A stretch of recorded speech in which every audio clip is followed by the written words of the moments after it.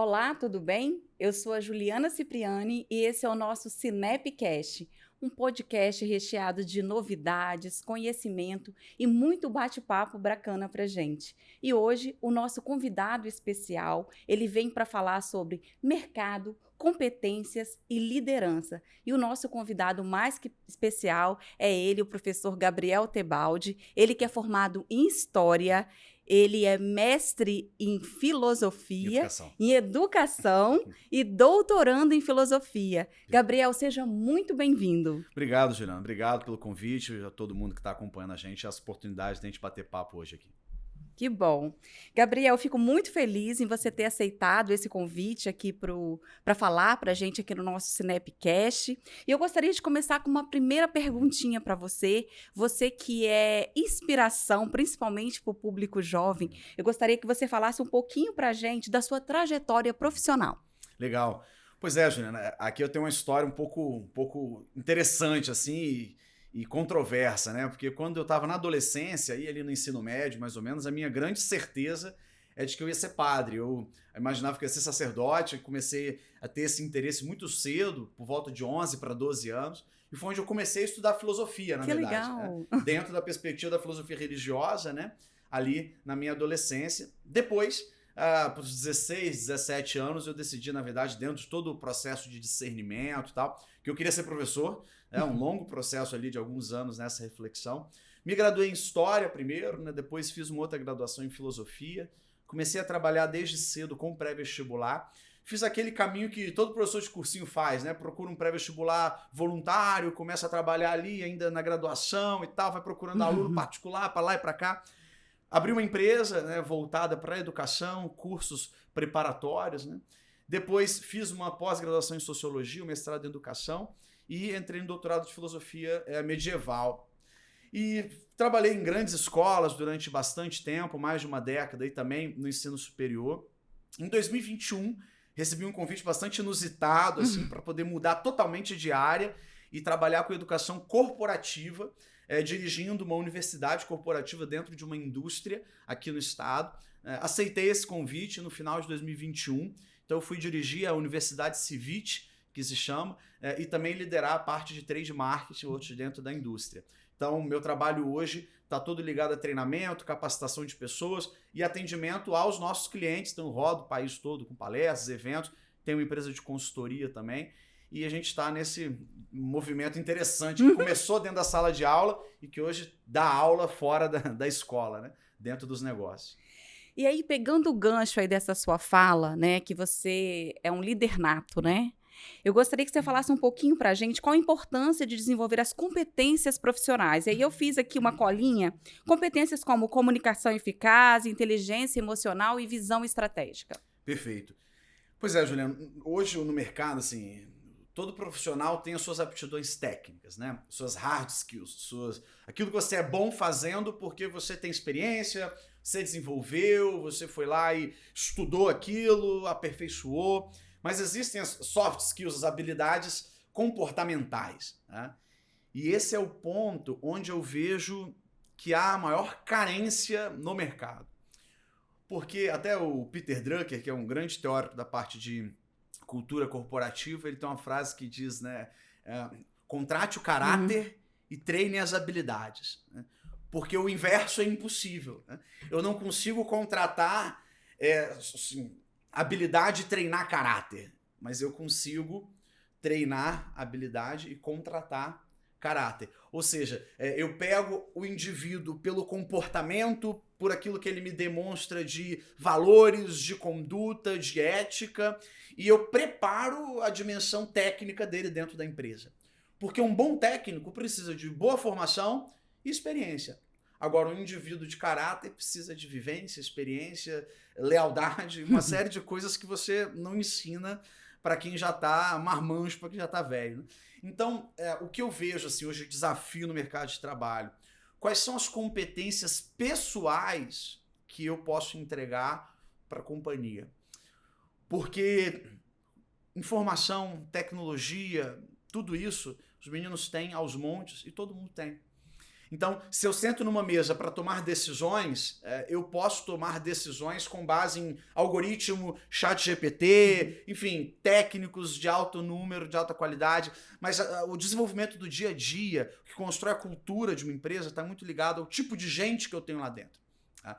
E essas habilidades vão dizer respeito à minha capacidade de ser tolerante à frustração, a minha capacidade de me comunicar bem em ambientes que são muitas vezes hostis, a lembrar que a empresa não é uma extensão do colégio, então eu não estou num ambiente necessariamente protegido, a me dar bem fazendo coisas que eu não quero, porque eu não trabalho só com aquilo que eu adoro, só com aquilo que, nossa, que maravilha e tal, né?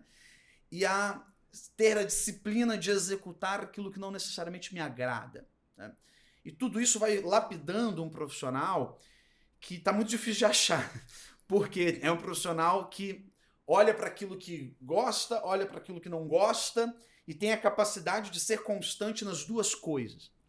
Faz aquilo que ele, beleza, ele brilha os olhos e tal, show de bola, mas o dia em que o brilho dos olhos não vier, ele tem disciplina para fazer o que tem que ser feito. Tem que dar o resultado. Tem que dar o resultado. E essas habilidades interpessoais é que está em falta. Então, se eu tivesse um conselho assim para um menino novo, cara, muito além do que você quer desenvolver de competências técnicas, né, o que você tem de competências humanas para me entregar? Porque isso vai ser exigido de você sem que ninguém te diga que está te exigindo. Isso vai ser cobrado, mas ninguém vai dizer que te cobra isso. Isso vai ser olhado, mas ninguém vai te dizer que está olhando. E são essas competências que vão criando uma empresa que é sustentável internamente, né? Que as pessoas podem conviver e que você é um ponto de soma, de equilíbrio, não um detrator dentro da cultura, sabe? E aí, assim, qual o conselho que você daria para esses jovens, para eles se prepararem para o mercado de trabalho? Como que esses jovens se preparam para esse mercado de trabalho atual que hoje a gente tem aí no século XXI? Legal. Eu vou dar conselhos um pouco impopulares. Então você que está assistindo a gente, agora é a parte impopular, tá? É a parte que você não vai gostar do que você vai ouvir, mas talvez daqui a um tempo você fale, pô, aquele cara falou um negócio fazer sentido. Por que eu vejo hoje, né, dos meninos ali, vamos falar dos 17 até os 25, que é essa geração, né, deste século, né? Bom, primeiro há uma demanda e uma muito grande por mão de obra qualificada, e aí esses meninos cresceram o tempo todo falando, olha, você tem que se qualificar. E ele falou, beleza, vou procurar curso, vou me formar fora, vou olhar tudo que dá pra olhar, e eu, vou chegar aqui e vou arrebentar. Show de bola. Acontece que ao mesmo tempo nessa toada também foi dito para eles, né, que muito rapidamente você vai enriquecer. Assim, né? Porque olha só, tá vendo fulano aqui no Vale do Silício, o cara teve uma puta ideia e ele ficou rico muito rápido, né? Com quantos anos você vai ter o seu primeiro milhão? A internet ilude muito, conta essas histórias, né? E aí essa é uma geração que entrou no mercado de trabalho pensando assim, bom, eu quero crescer rápido, então estou numa empresa, daqui 6 meses, qual é a minha promoção? Qual é o meu próximo passo? Acontece que assim, você pode acabar nessa ânsia, esquecendo que quanto maior o meu cargo, maior o meu crescimento, maior a minha responsabilidade. E para eu dar conta de tomar decisões de alta responsabilidade, eu preciso ter passado por vivências que essa rapidez não me entrega. Tá? Eu preciso ter compreendido experiências que não absorvo com 2, 3, 4, 6 meses, 1 ano. E aí, quando eu vou contar isso para um menino lá na empresa, ele me acha bobagem. Ele fala, não, cara, me dá que eu dou conta e tal. Eu falo, bom, vamos lá, cara. Acontece que para você ocupar um determinado cargo, primeiro você tem que ser aquele cargo, para depois ter aquele cargo, né? Primeiro você é gestor, para depois eu te dar um cargo de gestor. Primeiro você é gerente, para depois te dar um cargo de gerente. Primeiro você é líder, para depois te dar um cargo de líder. Porque se eu fizer o caminho inverso, eu te queimo. Eu te coloco num ambiente que você não está pronto para dar conta. Eu te dou uma responsabilidade que você não vai entregar. Eu sei que você não vai entregar. E aí, eu não posso também te retroagir. Então, assim, esse é o primeiro passo, primeira dica, assim. Existem processos que demoram porque precisam demorar. Não significa uma empresa está te enrolando, não é isso. Tá? Ela vai te botando metas, vai te botando desafios, ela vai te mostrando para onde você tem que ir. Não é enrolação. Acontece que altos postos significam altas responsabilidades e altos riscos. Né? E para que você tome boas decisões de alto risco, você tem que ter bagagem para isso. Esse é o primeiro conselho. Vamos com calma neste processo. Segundo conselho, essa é uma geração que foi criada dentro de referenciais corporativos que são ilusórios. Assim, né? A empresa ideal é a empresa que parece um playground. Né? Ela tem um totó, ela tem um ping-pong, ela tem uma festa, você vai de bermuda, você vai de chinelo, e você tem uma salinha de descompressão, e você tem um ambiente com plantinha e não sei o que e tal. Isso é legal? Isso é legal. Mas isso é perfumaria. Como assim perfumaria? Né? Esse é o toque final em cima do todo. Né? Não é isso que vira a chave, não é isso que muda o jogo. O que esta geração imagina às vezes, né, é que a empresa tem que se parecer com o colégio. E isso é, de novo, uma ilusão. Por quê? Porque se a empresa tiver tudo isso, mas ela não tiver meritocracia, metas claras, programa de desenvolvimento, programa de carreira e tal, você está perdendo seu tempo. E muitas vezes, os meninos olham para um ambiente corporativo mais tradicional e recusam de cara. Recusam de cara. Se o escritório não parecer um podcast, não serve, né? E aí o que acontece? Isso, segunda dica, então, fuja dessa busca por perfumaria. Vá naquilo que realmente pode te desenvolver. E normalmente o que pode te desenvolver não é confortável, né? É aquele gestor que vai te colocar algo que você fala, caramba, será que eu vou dar conta? E ele vai te cobrar, porque as pessoas são lapidadas justamente sobre a pressão, sobre a cobrança, sobre o fogo, né? Então, procurar ambientes que te desafiem ao invés de ambientes que querem te servir, que querem te pegar no colo, que querem te tratar como uma criança. Né? E a terceira dica, assim, né? Entenda que nós não somos tão geniais quanto disseram que nós somos. Né? Você não é tão genial quanto disseram que você é. Puta, como assim, né? Poxa, sim, infelizmente, né? Para poder atender a uma demanda de mercado, faz parte, né? As escolas, as famílias, os ambientes que trabalham com a juventude aprenderam e entenderam que é preciso ter um cuidado quase cristalino assim, né? Com esta geração. Eu preciso cuidar, é o meu cliente, esse cliente ele precisa estar satisfeito. Para que ele esteja satisfeito, eu preciso cuidar da felicidade dele, né? E aí é um ponto muito perigoso, sabe, Juliana? Eu não acredito em escola cujo foco principal seja a felicidade do aluno, porque educação não é sobre felicidade. É sobre preparar o indivíduo para aquilo que ele precisará enfrentar. E ele vai enfrentar infelicidade. Quase todos os dias. Então, a escola que vem de felicidade, ela vem de ilusão. E ela vem de um cara que na hora que ele sair de lá, ele não vai saber lidar com o que vai encontrar na frente. Então, empresa que anuncia felicidade também está anunciando ilusão. Ela pode anunciar bem-estar, qualidade de trabalho, plano de carreira, resultado, divisão de lucro, reconhecimento por mérito, e isso te causa boas sensações. Mas o processo é um processo feito de desafios, dificuldades, noites mal dormidas, mais trabalho do que a média, e essa é a fórmula desde sempre, né? Então, se alguém virar para você e falar, olha, o que nós temos aqui? Pessoas felizes. Não. Nós temos aqui o quê? Vários caminhos para que você alcance os seus objetivos pessoais, e se isso te fizer feliz, que bom. Se não te fizer, bom, então vai para outro lugar, né? Mas felicidade não é o foco, é o resultado. E aí, Gabriel, a gente pode ver essa sua fala aí na dificuldade que as pessoas estão tendo em contratar profissionais, né, pro mercado de trabalho mesmo. Às vezes não é nem falta de qualificação, mas essa visão realmente equivocada, né, de que a empresa ela tem que ser paternalista, te pegar no colo. E, na verdade, ela tá ali para te dar um suporte para que você possa subir na sua carreira, né? Perfeito.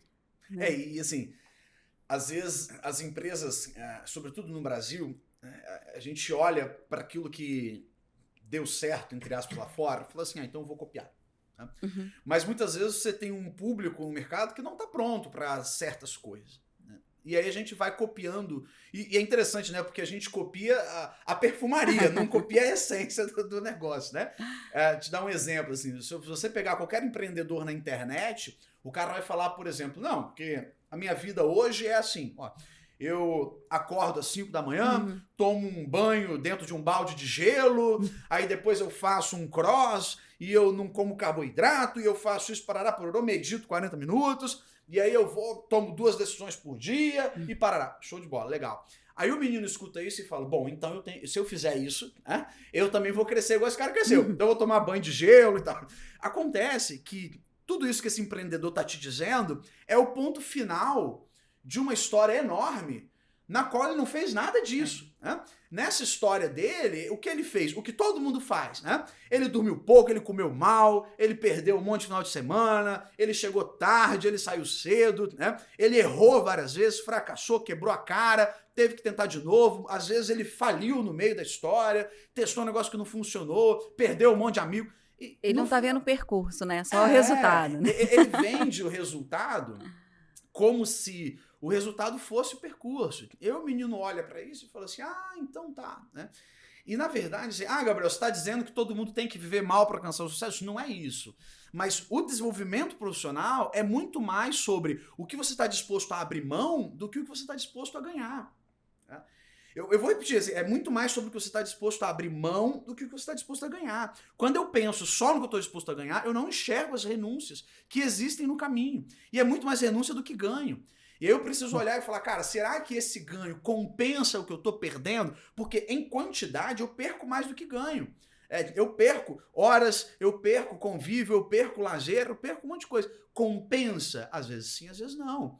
Então eu preciso olhar para o lugar onde eu estou investindo o meu tempo, minha carreira, e falar, legal, as renúncias que este lugar me exige, compensa os ganhos que ele me oferece? Compensa? Então mete a cara. Né? Agora, eu não posso olhar para uma referência de um ponto final e imaginar que aquele é o percurso. Né? E mais, assim, as empresas vendem, às vezes, aí uma dica também corporativa, né? Um discurso de que o colaborador tem que olhar para o propósito da empresa e viver pelo propósito da empresa e tal. Olha, aqui a gente, nossa, somos todos apaixonados. Que bom, é super importante ter engajamento. Mas o dono da empresa, se você quer ter uma equipe engajada, não tente construir a sua empresa como se ela fosse um aceito onde todo mundo é maníaco pelo negócio. Não. Faça uma empresa onde as pessoas conseguem realizar os seus objetivos próprios dentro do negócio. Ou seja, essa é uma empresa que me permite alcançar os meus objetivos. Aqui eu tenho o caminho, aqui eu tenho o passo a passo, aqui eu tenho a perspectiva. Se eu estiver dentro deste negócio, eu consigo realizar o meu sonho pessoal. Opa, show de bola. A empresa é o meio, ela não é o ponto final. Então, assim, se você quiser ter menos percalços, né, no mercado de trabalho, entenda que a internet te vende o resultado, não te vende o caminho. Por isso que eu disse que eu tô falando que é impopular, é muito mais legal falar, não, cara, na verdade você é um gênio, faz um cursinho fora e aqui você vai trabalhar de casa e tal, e tá tudo certo. Não é bem assim que funciona. Sabe? Quem dera, né? Quem dera. E, Gabriel, pegando essa sua experiência como professor, né, que você vem de uma vida acadêmica também, como que você define o papel de uma escola na formação desse jovem para o mercado de trabalho? Perfeito. Olha, aí são pontos muito fundamentais, assim, dentro de uma época em que os pais cada vez mais terceirizam o processo de educação para a escola. Né? Estão certos ou errados eles? Não sei. Sei que o processo histórico vai nos mostrar que existem riscos, vantagens e desvantagens dentro dessa história. Qual o papel, primeiro, então, dessa escola que absorveu um pouco de tudo? Né? Bom, primeiro, eu diria que a escola é e precisa ser o primeiro lugar onde aquele menino vai ouvir um não, muito provavelmente. Né? Então, sobretudo quando eu vou para recortes de rendas e vou aumentando os recortes de renda, é muito comum. Eu trabalhei em colégios de diferentes faixas de remuneração, fui desde os mais em conta até os mais caros, e o que eu percebo é que conforme eu vou aumentando o recorte de renda, eu vou tendo uma dificuldade de dizer não para o menino que normalmente tem tudo. Né? E aí a escola normalmente vai ser o primeiro lugar onde aquele cara vai ouvir, não, aqui você não pode, não, aqui não é a hora disso, não, aqui você não faz o que você quer. Tá? E aí, a primeira e natural reação deste aluno é se revoltar contra aquele modelo. Ele fala, pô, isso daqui, como assim? Como assim eu não posso? E todo professor já deve ter ouvido, mas sou eu que estou pagando isso daqui. Então, você está pagando uma escola, você não está pagando uma fábrica de fazer carícias no seu ego, né? Então a escola precisa assumir um papel claro e ter uma dimensão clara do que ela pretende. O que eu vejo hoje? Um mercado de pais e mães cada vez mais carente em encontrar escolas que tenham identidade. Identidade. A escola que vira e fala assim, olha, isso aqui é o que a gente acredita. Pá. Mas eu não concordo. Legal, isso aqui é o que a gente acredita. Você é livre para colocar o seu filho aqui ou não. Por quê? Senão as escolas ficam numa metamorfose, assim, eu vou acompanhar a tendência mais atual, eu vou acompanhar o modismo que lançaram semana passada, e ela perde a identidade. Ela se torna meio que um pouquinho de tudo e ela vai virando nada ao mesmo tempo. As famílias menos orientadas botam lá o filho, tá bom, mas as que têm um pouquinho mais de rigor na escolha, elas vão olhar e falar, não, isso aqui não tem identidade. Sabe? E o que você percebe é que as escolas tradicionais no sentido que estão aí há décadas, ou às vezes séculos, elas estão aí justamente porque elas sabem claramente o que elas acreditam. E elas dizem, olha, é isso aqui que a gente faz. Tá? Se você não quiser, obrigado, um abraço e tal. Então, escola, qual é o seu projeto? Qual é a sua proposta clara? E mais, pense assim, qual é a escola que eu quero projetar por décadas e não por ano? Porque a gente pensa muitas vezes num planejamento de ano. Legal, mas empresas e instituições que duram, elas não pensam no próximo ano, elas pensam nas próximas décadas, nos próximos séculos. O que vai fazer a nossa escola existir daqui 50 anos? Não é se eu estou dando tablet ou não para o menino na sala. Não é isso. Isso, de novo, é um adereço. Pode ser bom, pode ser ruim, mas é um adereço. O que vai garantir a sobrevivência é o que nós entregamos na formação humana e qual é a fortaleza que a família encontra aqui dentro. Porque, tendo isso claro, o filho do meu aluno também vai estudar aqui. Porque quando ele tiver filho, eu vou falar, não, é aquele colégio lá que formou os meus valores, a minha identidade, o meu caráter, e eu quero que meu filho estude lá também. Você percebe escolas que têm de gerações, são assim, né? Os filhos crescem e se tornam pais e botam os filhos na mesma escola. Por quê? Porque foi ali que eu fui forjado, né? Então, a escola precisa ter isso claro, sabe? E aí você acha que isso tem a ver com as metodologias de ensino? Você acha que isso é importante, assim, para o aluno, a escola que está ali se adequando a essas novas metodologias, vendo o mundo como ele realmente funciona e colocar isso ali dentro da escola? Com certeza, com certeza. Eu vejo que tem dois caminhos aí. Né? A capacidade da escola se atualizar no método, na tecnologia, no suporte, tudo isso elementar. Mas isso, dependendo de como for feito, também pode colocar a escola a um passo de perder uma certa essência, uma certa identidade daquilo que ela faz, daquilo que ela acredita, do modo como ela faz. Né? Então, por exemplo, vamos lá, para um parênteses de uma metodologia ativa, por exemplo, né? Em que eu coloco o meu aluno no centro, em que eu provoco para que ele faça, por exemplo, uma aula invertida, para que ele faça um modelo diferente de aprendizado, onde eu saio ali daquele modelo expositivo dialogado e tudo mais.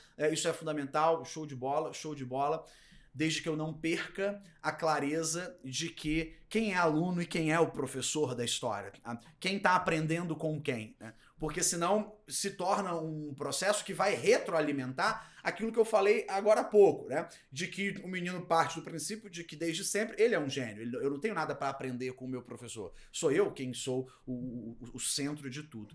E aí eu vejo assim, a escola, então, que se adequa, mas ao mesmo tempo que não perde a referência de onde ela veio e de quem ela é.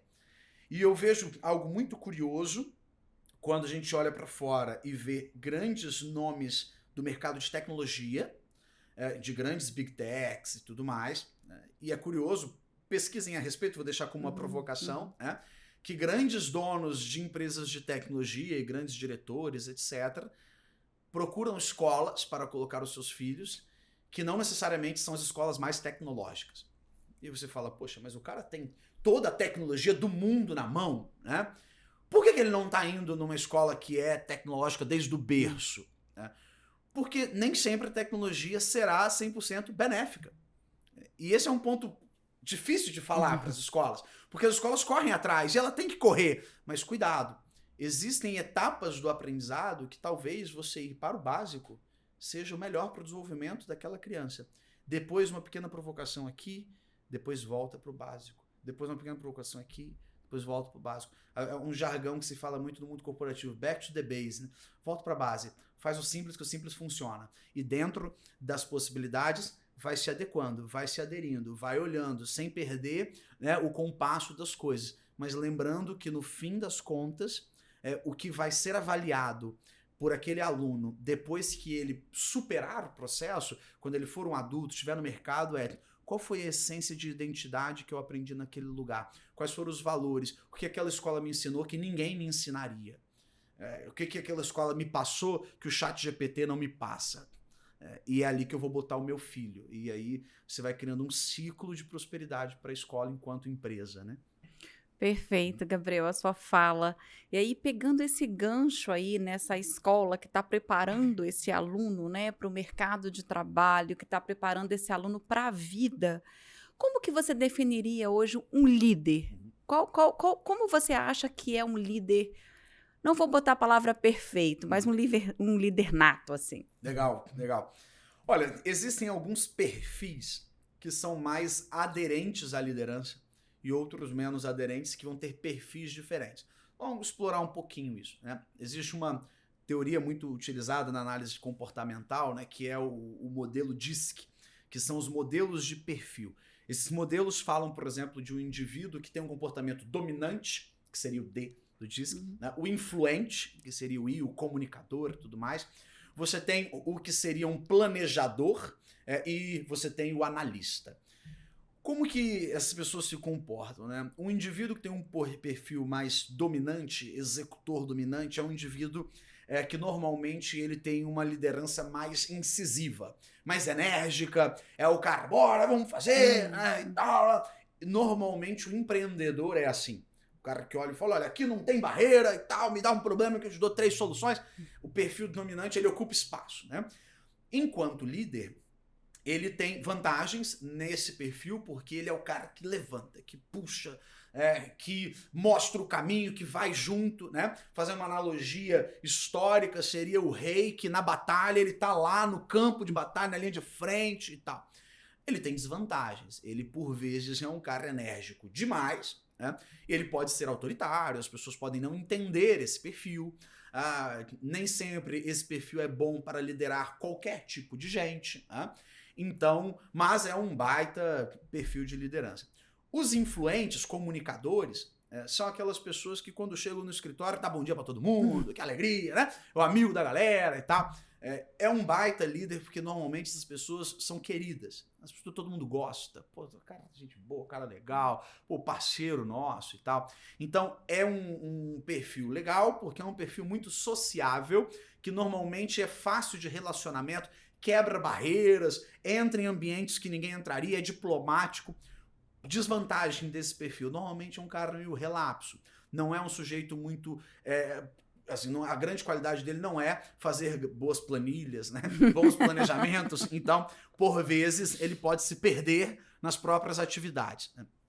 O perfil planejador já é o cara que normalmente é um cara mais introspectivo, que é um cara normalmente que tem um perfil mais analítico, mais técnico. Ele pode ser um baita líder? Com certeza, né? Mas ele vai ter um perfil de liderança que precisa ser aderente a esse tipo de gente também. Então, por exemplo, um cara que é um bom planejador, ele gosta de ser liderado por um outro cara que é um excelente planejador. Então, essa liderança pelo planejamento, pelos dados, pelo perfil técnico, já não é, por exemplo, aquele líder que a gente está acostumado a ver no palco. né? Então, por que eu falo dos perfis? Porque quando a gente fala de liderança, a gente olha muito normalmente para a liderança das empresas, o cara que está dando uma palestra, o cara que está dando um motivacional e tal, mas não é só esse tipo, né? E o último perfil é o perfil analista, que é complementar ao planejador, que é um cara normalmente que não gosta de palco, é um cara de bastidor, ele gosta normalmente de ter ali a clareza dos dados, dos números, te sugerir soluções, mas ele também não é um cara que gosta muito de risco. Então, olha, eu vou te apresentar várias possibilidades, os pontos positivos de um, os pontos negativos de outro, você vai conduzir, tomar decisão, eu posso te orientar, mas não necessariamente sou eu que bato o martelo. Então, o que as empresas precisam entender? Assim, de acordo com o perfil de cada indivíduo, qual é o cargo mais aderente para ele? Qual é a equipe mais aderente para ele? Um comunicador gosta de liderar comunicadores. Então o perfil sempre lidera o cara que é idêntico? Nem sempre, mas é mais fácil. Se eu tenho um líder executor, nato, dominante, e ele tem um time que também é assim, normalmente eles se entendem. Vamos lá e tal. Agora a empresa precisa equilibrar. Então, assim, o primeiro ponto que eu daria de conselho para lideranças, né? Qual é o seu perfil? Qual é o tipo de gente que o seu perfil é aderente para liderar? Então procure o seu lugar, né? Não é assim, eu vi fulano e vou tentar fazer igual. Não é isso, você vai virar uma imitação. E o próprio Platão e Aristóteles dizem que a imitação é sempre uma cópia imperfeita do todo, né? Porque bom mesmo é o que é original. Se você está copiando, por melhor que você seja, você continua sendo uma imitação. Tem muita gente que imita o Silvio Santos, mas o melhor imitador do Silvio Santos é o próprio Silvio Santos. Ninguém parece tanto com o Silvio Santos quanto o Silvio Santos, porque ele não precisa fazer força para ser o que é, ele apenas é. Então, eu pego o meu perfil, a minha identidade, o meu jeito de ser, em qual lugar que isso faz sentido, sabe? Beleza, esse é o primeiro ponto, entender o meu perfil. Segundo ponto, por muito tempo a gente aprendeu, né, lideranças que centralizam tudo e tal, e são grandes chefes, né? E é o chefe super-herói, né? Olha, deixa com fulano, deixa comigo e tal, aqui tem café no bule, aquela coisa toda. E o que a gente percebe é a necessidade, para que as empresas ganhem escala, a necessidade de delegar. E delegar não é deixar para lá e ir embora, né? É você fazer, acompanhar, deixar o outro também fazer. Então, quando eu tenho um profissional que é júnior, eu mostro como é que faz e faço junto com ele. E ele vai aprendendo. Esse é o papel do líder. Eu tenho um júnior, um cara acabou, tá começando a carreira. Acompanhar o processo, né, Gabriel? Exato, eu vou fazendo com ele, olha como é que faz, tá vendo, tá aprendendo e tal. Na hora que ele já começa a crescer, um cara pleno, um cara mais desenvolvido e tal, aí eu já começo a delegar e ver como que ele faz. Vou acompanhando, vou supervisionando, vou revisando. Quando ele se torna um profissional sênior, o que diferencia esse profissional? Ele já não precisa de uma supervisão e mais, o processo da empresa já não precisa dele apenas para acontecer, porque ele também já está criando outras pessoas abaixo dele na hierarquia para poder tocar junto com ele. Então, líderes deste século são líderes que preparam os sucessores. Toda empresa passa por um drama, toda. O drama de que se fulano faltar ao trabalho, tudo para. Quando fulano tá de férias, um barata voa, assim, meu Deus, e tal, o que tá acontecendo? Legal, e se fulano for embora? Arranjar outro emprego, sofrer um acidente, não puder trabalhar. Se fulano morrer, como é que fica o negócio, sabe? Então as empresas são muito dependentes de indivíduos justamente porque os líderes não estão formando seus sucessores. O que a gente aplica lá na indústria é uma metodologia que eu acho interessante. Assim, um líder, para ser promovido, tem que ter formado um sucessor. Então, se eu sou, por exemplo, um supervisor, para que eu me torne coordenador, eu preciso ter formado um supervisor dentro do meu time. Senão, eu não avanço. Se eu sou coordenador, para me tornar um gerente, eu preciso ter formado um coordenador no meu posto, senão eu não avanço. Para ser gerente, para eu virar um diretor, né, eu preciso... Entende? Ou seja, eu estou provocando o sujeito seguinte, a sua promoção, o seu desenvolvimento depende de alguém melhor do que você para ficar no seu lugar. Pronto, aí a coisa funciona melhor. Porque as pessoas ainda, muitas empresas ainda têm aquela metodologia de que o líder tem que ser aquele que coordena o tempo todo, que faz tudo o tempo todo, que sabe tudo o tempo todo e que fica centralizado tudo nele, né? Sim. E aí você mostra que é bem diferente disso para que uma empresa possa alavancar, para que uma empresa possa progredir, que é um líder realmente que tem que ser aquele cara que vai dividir todo o seu conhecimento e preparando a sua equipe também para que um dia também chegue à liderança, né? Perfeito.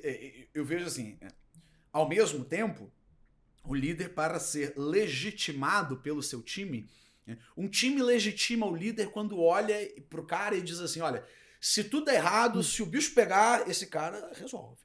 Né? Isso legitima a liderança. Então, ao mesmo tempo que o líder tem que delegar, tem que construir a sua formação e a sua sucessão, ele precisa ter o domínio técnico e as habilidades necessárias suficientes para, se tudo é errado, ele bancar. Não, porque aí o time se sente seguro. O time fala, olha, a gente tá com um cara que desenvolve a gente, que estimula, que bota a gente para cima, que desafia, mas ao mesmo tempo eu tenho segurança de estar com alguém melhor do que eu e que se a coisa não sair conforme o desejado, essa pessoa pega e dá conta do recado. Pronto. Aí você tem uma liderança, entre aspas, né, ideal, assim. Ela desenvolve o futuro, mas ao mesmo tempo ela dá conta de tocar o presente. Gabriel, e assim, para a gente encerrar esse bate-papo maravilhoso, eu gostaria que você deixasse aí para os nossos jovens um recadinho, assim, sobre a importância de se preparar para o mercado, a importância de se preparar tendo essas competências e futuramente, quem sabe, ser um líder. Perfeito. Então eu vou falar para lá, então, olhando pro pessoal, né? Bom, recado final. Nem tudo vai ser como era no colégio. Entenda isso, assim. A tua faculdade, ela te forma, ela tem uma preocupação ali com o teu aparato técnico, com o teu gostar, né? Mas entenda que no mercado de trabalho, não procure lugares divertidos, confortáveis, bacaninhas por si só. Procure locais onde as pessoas colocam justamente você fora daquilo que te deixa agradável. Poxa, Gabriel, é para eu ser infeliz? Não, não é isso, né? Mas a boa empresa, o bom mercado é aquele que te cobra aquilo que você ainda não sabe entregar.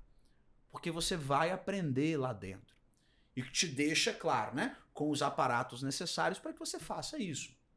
Segundo, entenda, o processo de desenvolvimento não é tão rápido quanto você gostaria, cara.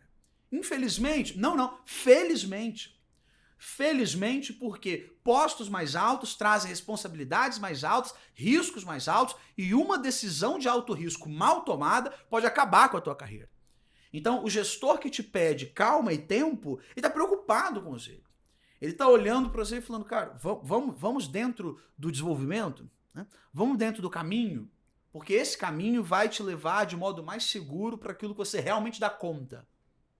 E terceiro ponto, assim, aprenda que é o percurso que faz sentido e não o ponto de chegada.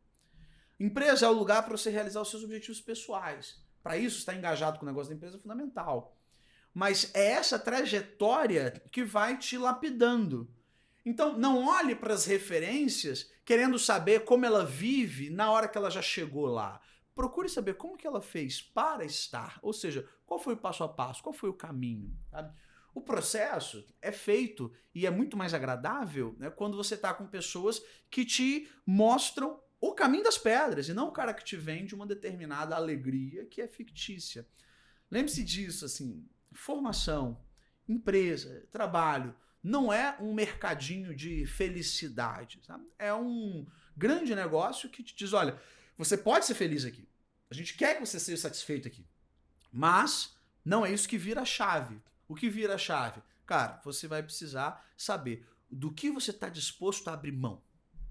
Do que você está disposto a abrir mão? Assim como para você passar numa prova, você abre mão de um determinado lazer ou descanso para estudar, assim como para passar no vestibular, você abre mão de algumas noites, abre mão de alguns momentos para poder passar, show de bola. Vai continuar sendo assim. É assim desde que o mundo é mundo. E funciona. Desde que você saiba do que você está disposto a abrir mão. Até onde você realmente está disposto a renunciar. Tendo essa resposta de modo claro, você fala, toda vez que estiver difícil, você lembra, não, mas eu estou disposto. Estou disposto porque eu sei onde eu quero chegar. Porque eu tenho um ponto final. E aí você enfrenta a caminhada. Não é fácil, não é alegre, não é bonito, não é legal, mas vale a pena. Toda vez que você sai de um desafio, você sai melhor do que entrou. Mesmo quando você fracassa. Porque muitas vezes o fracasso te ensina muito mais do que uma vitória. A vitória, muitas vezes, elas não dão um certo ego. Sabe? Quando eu venço, quando dá certo, eu falo, nossa, como eu sou bom. Né? A vitória me dá um certo ego. O fracasso me mostra, olha, lembre, você nem é isso tudo, mas também você não é incapaz. Você tentou e não deu certo. Tenta de outro jeito. Então, o fracasso vai me dando a escola que eu preciso para entender os caminhos que não funcionam e ajustar a rota. E quando aquilo vai caminhando, eu vou ficando mais forte. E chego lá, aí eu já tenho uma bagagem muito maior. Normalmente, grandes líderes já erraram pra caramba, erraram muito mais do que acertaram, e é por causa desses erros que eles têm bagagem suficiente para tomar boas decisões, porque eles sabem por onde não ir. Né? Saber por onde não ir é muito mais importante do que achar que eu sei qual é o caminho certo. Por isso que grandes decisões vêm com experiência, e experiência vem com tempo, não tem jeito. Né? Gabriel, muito obrigada por aceitar o convite do nosso Snapcast. Obrigado. A gente está muito feliz por esse bate-papo, repleto de aprendizado, de conhecimento, de coisa boa aí que você deixou, principalmente para a nossa juventude, para os nossos gestores, que com certeza vão colocar isso em prática, levar isso para a vida. Tá? Você com 31 anos é realmente um cara muito embasado e que tem muito a contribuir com a nossa sociedade. Obrigado mesmo, e precisando a gente está à disposição. Obrigado. E para você que hoje acompanhou o nosso Sinepcast, esse foi o nosso Sinepcast que falou sobre mercado, lideranças, competência, né, com a participação do professor Gabriel Tebaldi. E antes da gente encerrar, eu gostaria que você seguisse as nossas redes sociais, que está embaixo na tela, e também a do professor Gabriel. Gabriel, eu gostaria que você falasse para a gente a sua rede social. Perfeito, lá no Instagram é Prof. Tebaldi. Prof. Tebaldi é um perfil dedicado exclusivamente a conteúdo, tá? Um perfil dedicado exclusivamente a cortes, trechos, carrosséis de matérias, reflexões. Então, pode me acompanhar lá que a gente vai trocando ideia, batendo esse papo junto. Pessoal, um forte abraço e até o nosso próximo episódio.